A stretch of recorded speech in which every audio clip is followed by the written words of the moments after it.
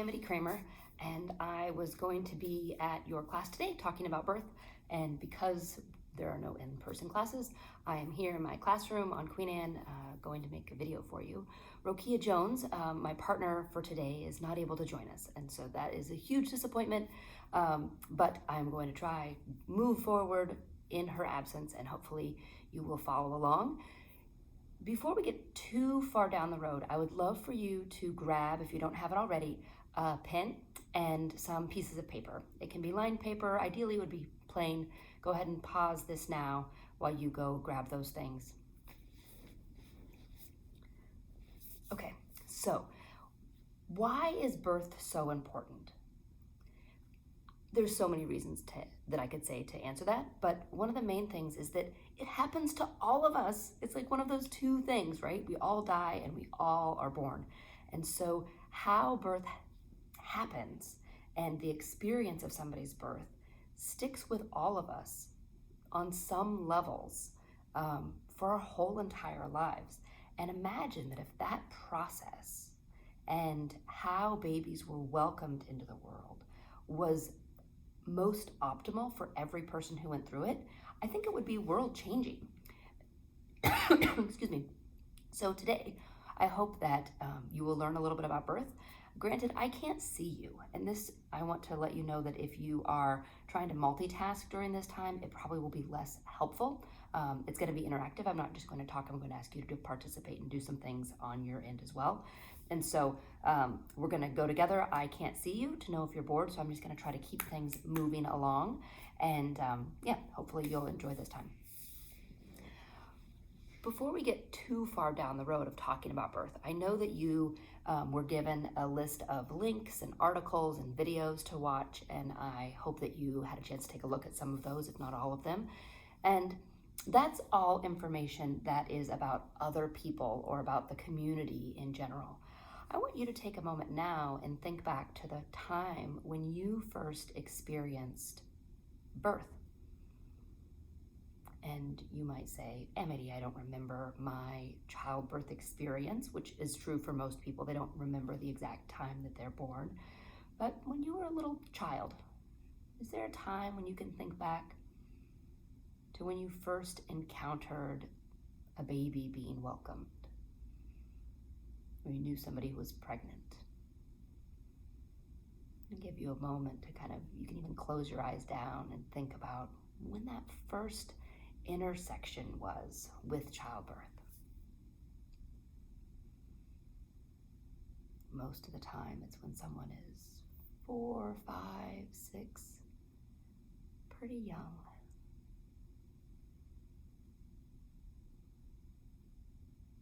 And once you have that first encounter, it may have been watching animals be born, if you lived in a location where there was animals breeding or pets having babies, or possibly you maybe had a sibling or a cousin welcomed into the family. I want you to attach some, think of that time when you were young and what you would have said if you went to school the next day and you told your friend. So in your childlike self, would you have told your friend that it was joyful, that birth was a really cool thing? And so you can think back to your childlike mind. Was it a happy experience? Or was it more of a experience like, we didn't really talk about it, just like there was a baby, it was home at our house now? Or was it a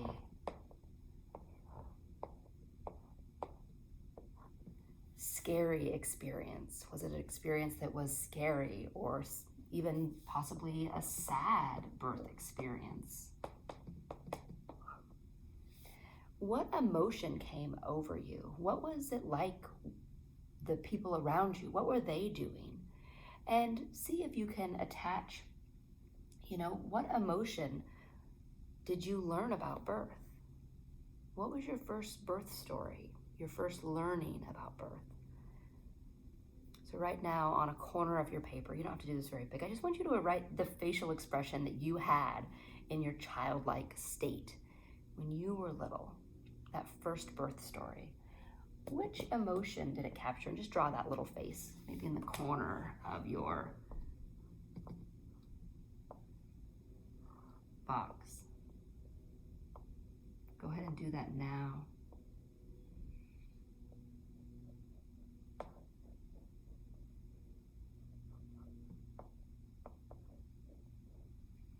You can fill in your thought bubble.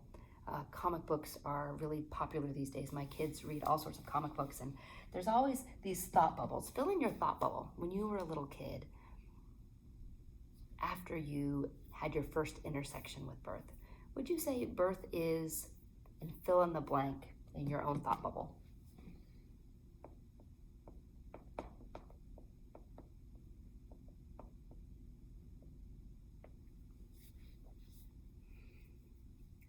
Okay. If you need more time, go ahead and push pause and you can fill in your picture as full as you would like to. But now I want you to think about, is that the picture that you would hope for someone you know today giving birth? Does it match what would be productive for society or productive for a baby today? Would you want your own birth, if you were to welcome a baby into the world, or a birth of somebody you know, maybe a family member or a friend, would you want it to match your image, or would you want it to be different?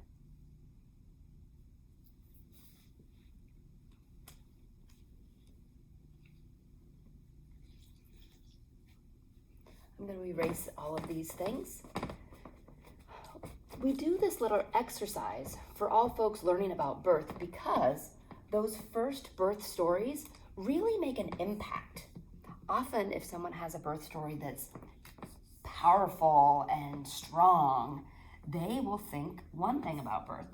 If somebody has a first birth story that is more challenging or fear-based, they will have a different awareness of birth, and often through their lives can bring this fear or optimism with them when they're making medical decisions around their own childbirth. It's always interesting. I'm a doula, and that means I'm working with people before, during, and after they have birth. And what happens is sometimes people make decisions that sometimes don't match what current research is, or they make decisions that go against medical advice. And sometimes it does go back to those early stories and their early experience. And so that's something important to be aware of for all providers, is that we don't make decisions always based on fact. My little joke is that if we did, Al Gore would be a national hero and climate change wouldn't be an issue right now if facts really mattered to people. So have that awareness about your own experience with childbirth, and then you can kind of go on your own time and think about all the other drops of knowledge that came into your life through watching movies, stories. Most people have an experience in sex ed class at some point in their life. That video of just a baby coming out of a vagina, it's usually pretty terrifying for people.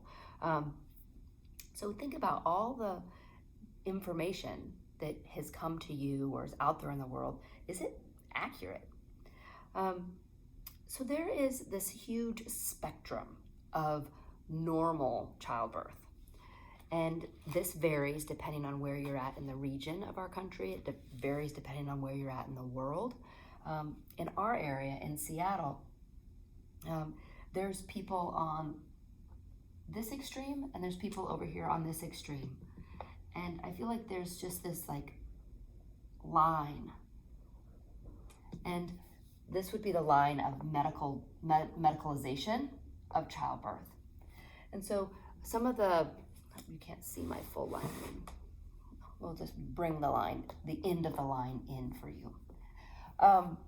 Some folks are going to birth without any medical support. They will give birth at home alone, maybe with their partner or a friend, but they believe that birth is a natural experience.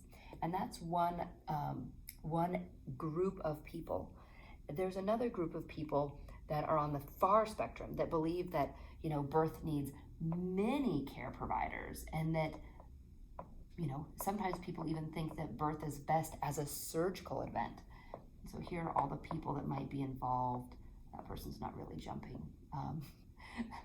People that might be involved: nurses, an OB, maybe a mother or a birth partner, a doula.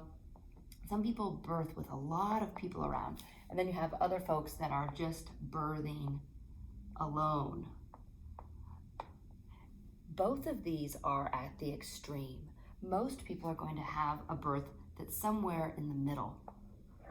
This group here, that birth for the most part is a natural process, but sometimes it needs a level of intervention, a level of medical support. I'm realizing that my board is wet and my drawings are a little bit wacky. I might just let this one go. But you get the point, I hope, that we have this over-medicalization on one side and this under-medicalization on the other. And both can be beautiful and both can be lacking. And in my work with people, it is about helping folks find more of a middle ground in childbirth.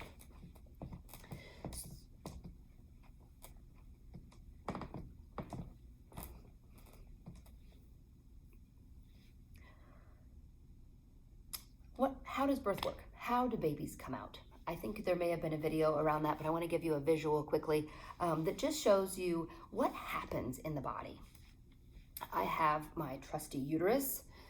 At the base of the uterus is a cervix. So uterus is not usually blue or striped, but most childbirth educators have a uterus that they use for demonstration. And essentially what happens is the uterus, that's a huge muscle. It's a hollow muscle. At the beginning of someone's pregnancy, the uterus is about the size of somebody's fist. And then throughout the pregnancy, it grows and grows and grows until it becomes about the size of a watermelon. And at some point in someone's experience, what will happen is labor will start.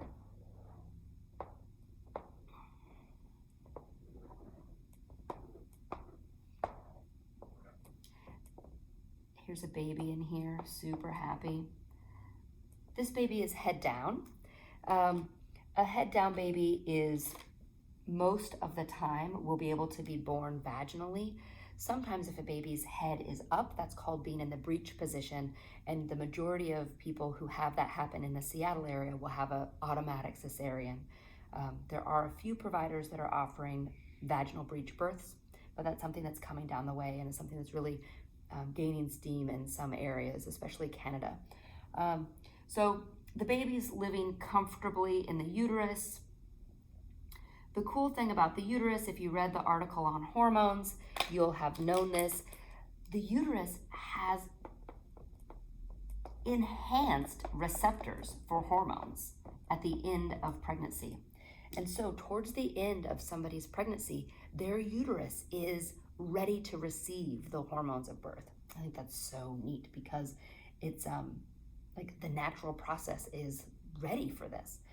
So they believe that what happens is that the baby releases some sort of hormone that connects to the birth parent, and then that starts this hormonal cascade. There is a lot more included in this. Here are the main hormones that take place in childbirth. That document I gave you that was written by Sarah Buckley goes into a lot more detail. So the beginning of this stage of labor is oxytocin. Oxytocin is what they call the love hormone. It connects bonding, and my friend who is a lactation consultant calls it the squeezy hormone. And so the oxytocin starts to flow. It doesn't really flow outside of someone's body. It flows inside through the blood, but this visual is kind of neat because what happens is little oxytocin starts flowing. There are some uterine contractions. The first step of the uterus is to squeeze. So it starts squeezing, and the goal of the uterus and all of these contractions is to open up this part, which is called the cervix. And so as the uterus squeezes, the cervix gets more and more open and more thin. So more and more contractions happen, more and more oxytocin is released, more and more contractions. And this is nice and fine. This would be considered early labor. This is totally fine. Someone at this point might be feeling their contractions in their uterus. They might be able to talk through the contractions. They might stop and breathe kind of like this. But it's not that intense.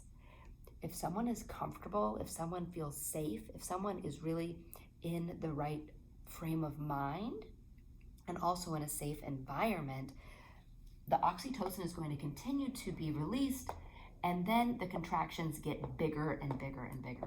And at some point, they get so powerful, so strong, that it triggers pain. And the body releases endorphins to help soothe that person's labor. Now, when the endorphins start to flow in labor, what happens is someone starts to change. And this is when birth can get a little bit wild. Someone's eyes might start rolling back in their head a little bit. Someone starts to sweat. This is when people might start taking off their clothes. This is when it gets a little bit uncomfortable. I call this the spicy part of labor, because what happens, have you ever had something too spicy and you're eating maybe chips and salsa, or maybe you put on too much hot sauce? What happens is there's like this natural body response, right? Like nothing is wrong, but your body is doing things that are unique. So this is what happens when there's endorphins. Usually it creates people that are in labor to go inward. So often they start closing their eyes down, they start doing rhythmic rocking and deeper breathing. Once someone's feeling comfortable, then more oxytocin can be released. And what happens is that more oxytocin, stronger contractions. Stronger contractions, more pain. More pain means more endorphins. And what ends up happening is there is an aura around someone who is birthing.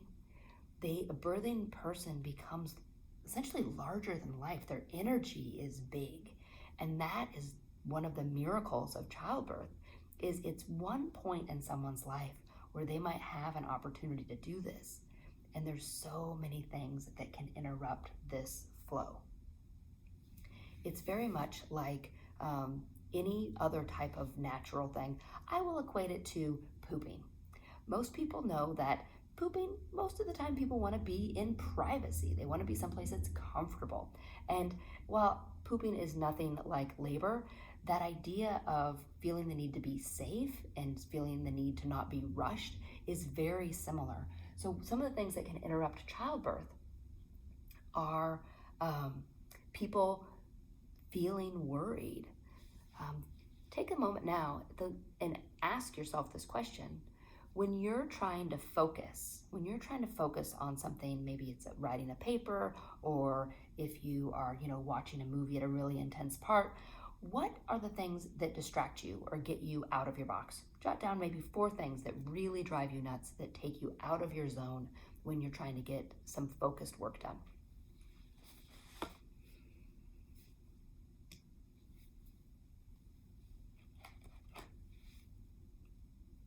Likely, those are the same type of things that are going to interrupt somebody who's in labor.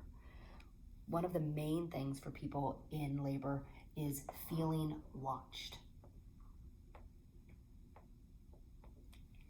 When someone feels like they are being watched, you cannot see, I drew a pair of eyeballs here. When people go to a hospital, oftentimes they have a number of care providers who are with them that they've never seen before. And so this natural process often slows down.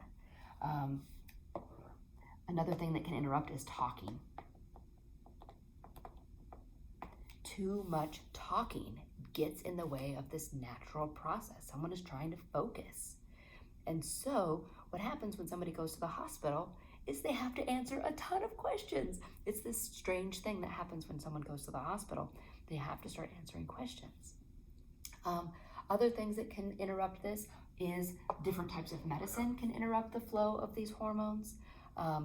Fear can interrupt these hormones. If someone is worried, then it releases the stress hormones.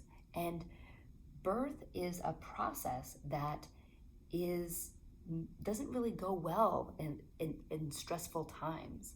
So the idea of all of the medical decisions that people have to make, and all of the kind of the hoops that people have to jump through to be ready to give birth, can sometimes be an obstacle and go against the natural process.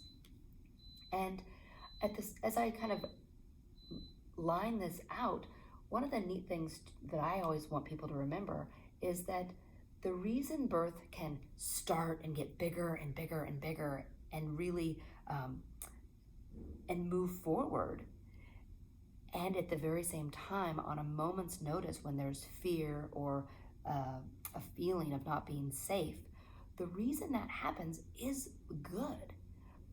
Hundreds and hundreds of years ago, thousands of years ago, if someone wasn't safe, their body needed a way to stop labor.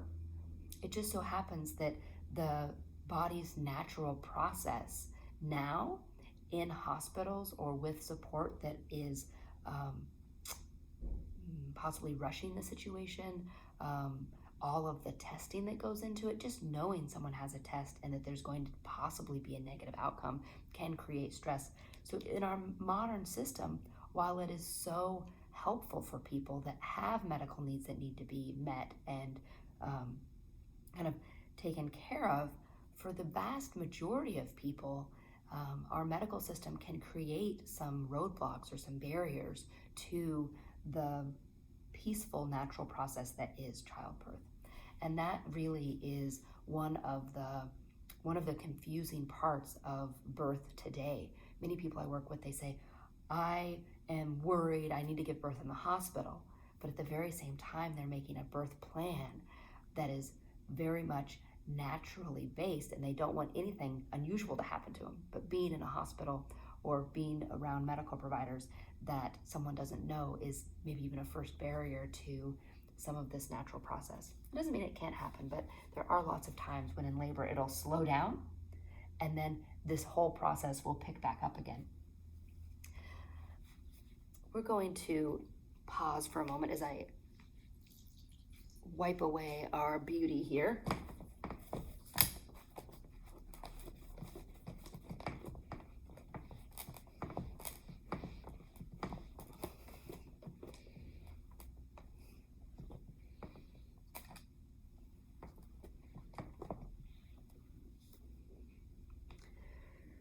So back to how babies actually get out. That's the hormonal zone that folks get in. Endorphins and oxytocin are the two main players in childbirth. So how do babies actually get out? The uterus is contracting and contracting and contracting, and about every 3 minutes, someone will have another contraction. Labor usually starts out mild, and it gently gets more and more and more intense until the baby's born.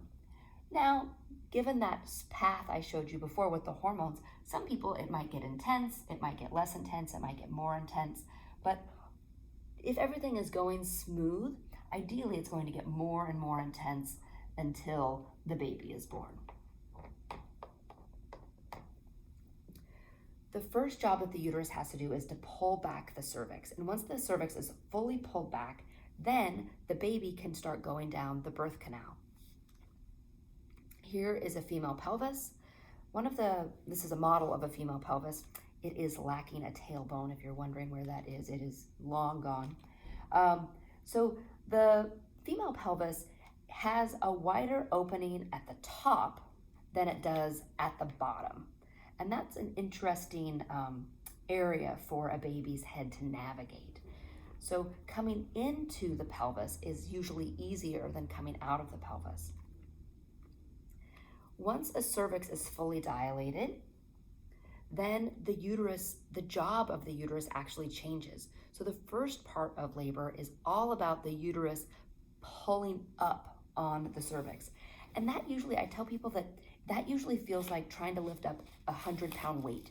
It really feels hard and is one of the most intense part of labor, especially as the cervix is getting more and more open. But then the uterus does this other job. The uterus starts to push the baby down, and that's called the pushing phase of labor. And so when the uterus starts pushing the baby down, down, down, the baby has to navigate the pelvis. And this is one of the challenging parts. I'm going to take our baby out of the uterus. This baby has been born thousands of times. Come on out, baby. I'll let you see. My son one time was in my classroom and he was talking to this baby. He says, "Mom, what is this?" And I said, "Oh, it's a baby." He said, "How do you get it out?" And I told him it was really hard work to get a baby out.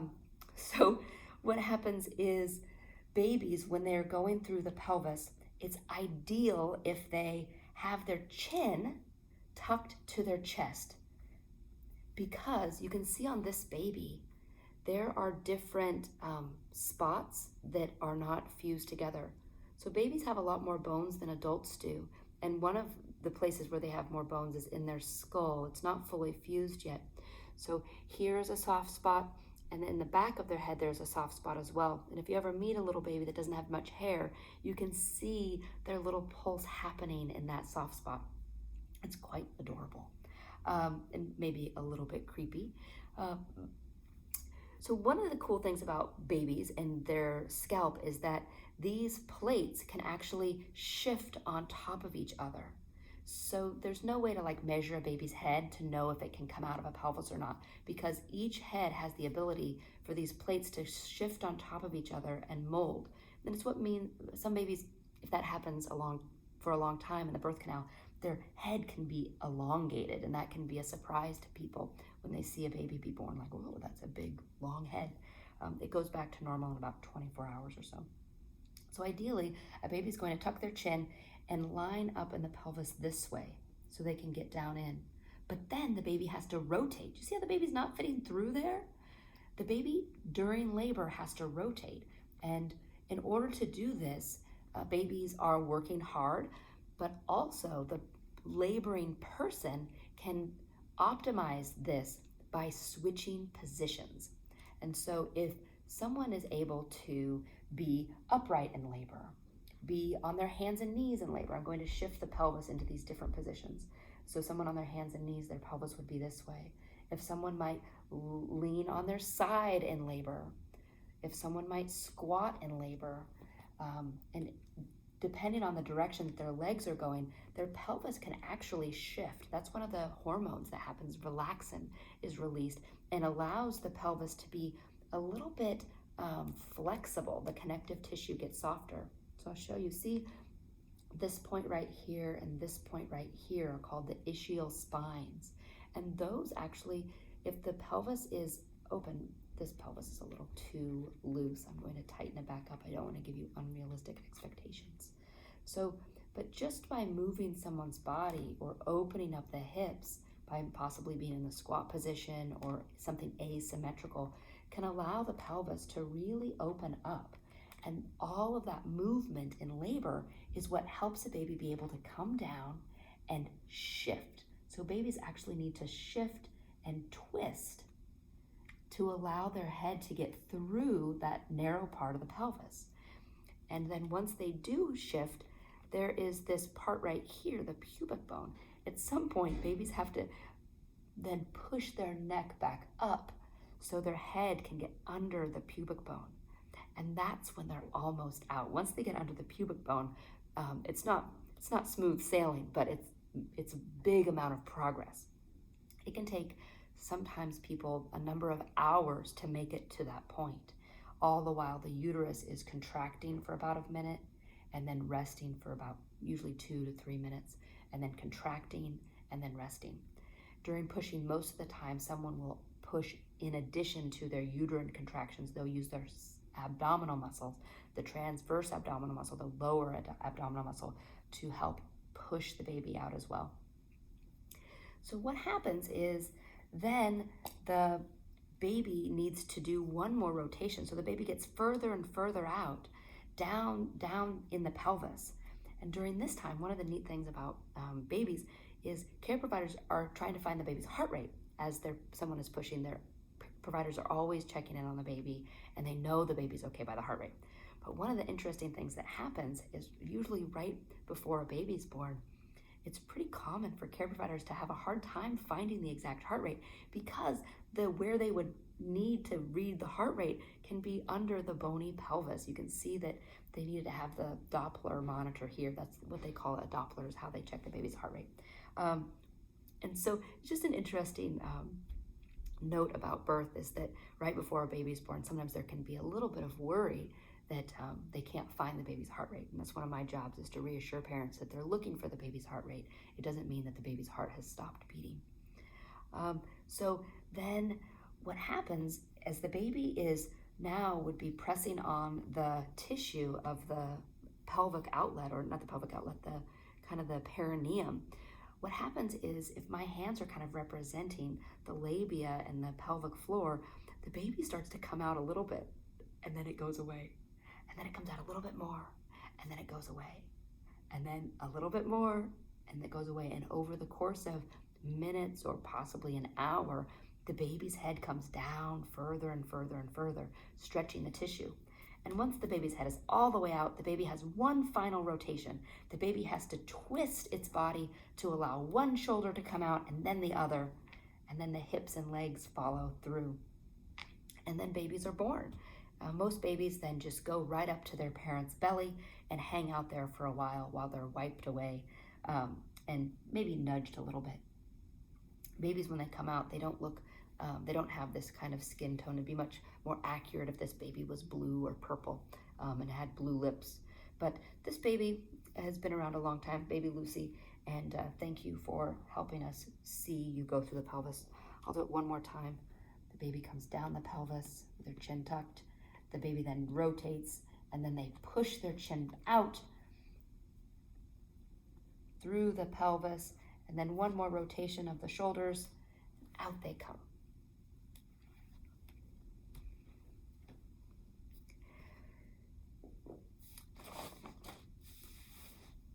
After the baby is born, then within a few minutes or a few more minutes, depending on which care provider you're with, sometimes the placenta is born soon after.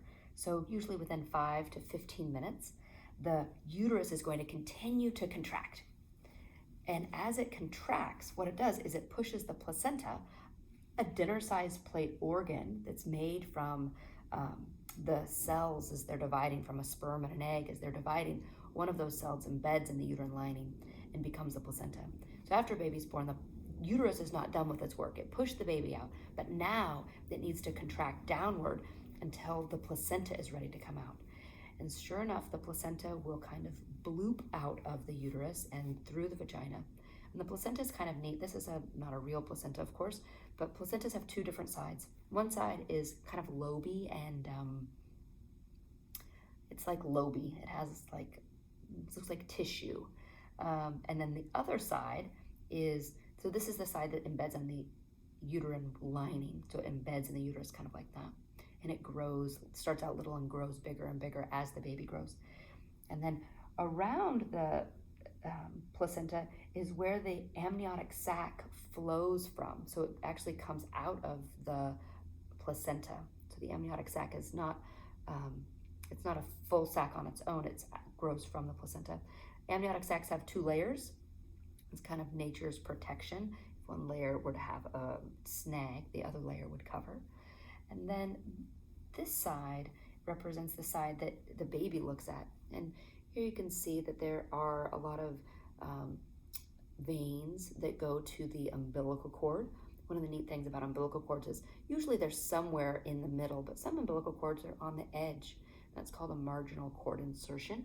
And that's something that through an ultrasound they can diagnose earlier on. That is a rip that needs to be repaired. That's not accurate to what a baby would have. Umbilical cords clamped and cut, and then the placentas, most placentas are either sent to pathology for some testing or donated for different types of research. Some people will take them home and plant them, and there's even a custom where people will eat them or have them turned into medicine capsules called placenta encapsulation. Once the placenta is out, there's usually an examination of someone's perineum to see if there was any tearing of the perineum, And if that has happened, they'll stitch it up. And then someone gets to feed their baby right away. For someone giving birth, one of the things that is really, I think, misunderstood is that people spend a lot of time thinking about birth, and they're like, birth, birth, birth, birth, birth. But then they have the baby, and this whole new challenge, this whole new journey of how do you feed this baby? And we won't go into it right now, but the art of breastfeeding and the skills that are needed to breastfeed are as varied as childbirth. And that's something that often people spend very little time focused on, and can be another challenge for people if it doesn't go perfectly. You might have some questions. I didn't get a chance to ask you questions, but I kind of did a Q&A session with me based on things that you might be wondering. One question I thought you might want to know is, how long does it take to give birth? And that answer is that it can take a few hours to give birth. Some people, from the beginning of their labor to the end of their labor, might be 2 hours. For other people, it can be 72 hours. And that spectrum is so wide. Both of those would be outside, maybe less normal, but the average birth for a first-time parent is, somewhere between around 16 hours. So if somebody said, I had a 24-hour labor, I'd say, oh, that seems normal. If somebody said I had an 8-hour labor, I'd be like, oh, that seemed normal. 2 hours would be kind of quick. 72 hours would be kind of a long time. How painful is birth? Well, this is a really interesting question as well, because some people, just like length of labor, pain is something that is very different for different people. Some people actually say that birth is pleasurable. They don't feel pain in their contractions. They say they feel surges. Other people might be mildly painful, or just would describe it as intense, but not painful. And then other people I know have described it as, the worst feeling of their life, feeling like they were going to die because of the intensity of the contractions. And so there's a wide spectrum. And in my experience, there's not one thing that someone can do that will make their birth easy.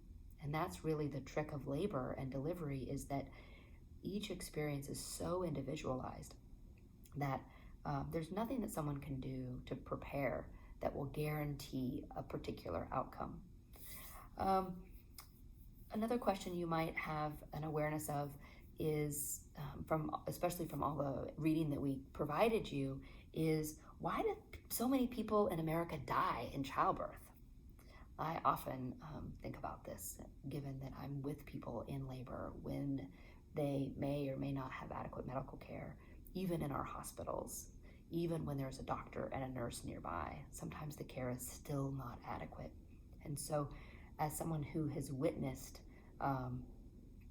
people who are trained to be there, but the actual care that could help somebody lacking, I think about this question a lot. Why do so many people die in America? And there's a couple of reasons. One is the over-medicalization of childbirth. Too many people that are in the camp that was over on this side that said, birth needs a lot of people doing a lot of interventions and a lot of testing. That's one of the reasons. But one of the main reasons beyond that is racism. And I wish Rokia was here to be able to tell you more about her experience as a Black woman.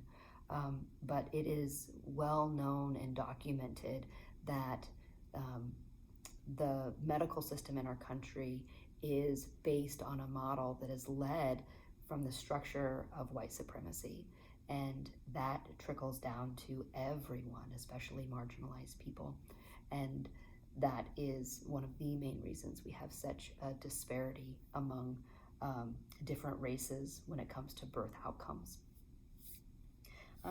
From that question, you might say, well, what can I do to help? What could I do as a young person who has education in their background, right? You're all going to the UW, getting educated, and what could you do to help families? And one of the best things that you can do to help is to use your privilege to raise awareness and stand up to systems of oppression. And it's kind of like what they say at the airport, if you see something, say something. So often people might notice injustice, or they might see something that sits with them in an awkward way, but it's not that big of a deal to them, so they just move forward. And I can tell you that in my work of learning about racism and trying to really be an ally, one of the things that I am aware of is that if I say something, people are usually interested in, what do you mean?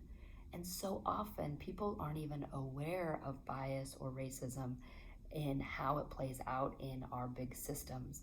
That's one of the things that you can do, is learn about your own biases and learn what you can do to combat those, and also share that information with others. I hope that you were all able to take at least a few of the tests. There was a link to this test, an anti-bias test, to learn where those might lie for you. Another thing would be to, you might say, oh, I know someone who's having a baby, how could I support them? And one of the ways that you can support someone who is having a baby or who's just had a baby is listen to them. Oftentimes having a baby is really stressful in our society, and so if you were to listen to them, and if you know someone who has had a baby, recommendations there are to bring food and also offer to babysit. One of the things that happens is people will grow up and they might learn about birth, but we don't always talk in our culture about how do we care for a new family? How do we care about and how do we care for someone who has just given birth? How do we support new families? The birth rate in many industrialized countries is dropping, which means that the population won't be at a level to sustain current, current cultural norms. And one of the main reasons for that is that new families don't have a lot of support. The cost of childcare is crazy. The returning to work policies, compensation for people taking time off work, those aren't standardized in our country. And I think that's something that everyone can benefit from if more families had the support that they needed surrounding their childbirth experience. If you have any other questions, you are welcome to send them to me by email. I'm sure Ben can get you in touch with my contact info.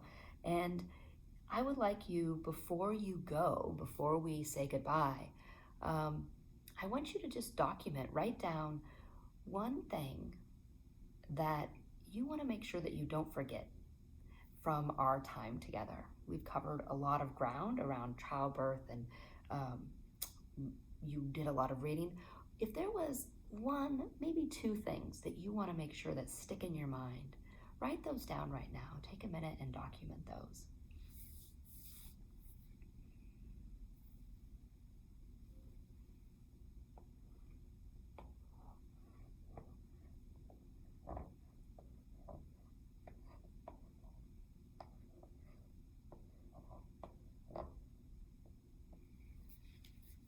Thank you for tuning in, and I hope you have a great time on the rest of your class, and keep learning about birth.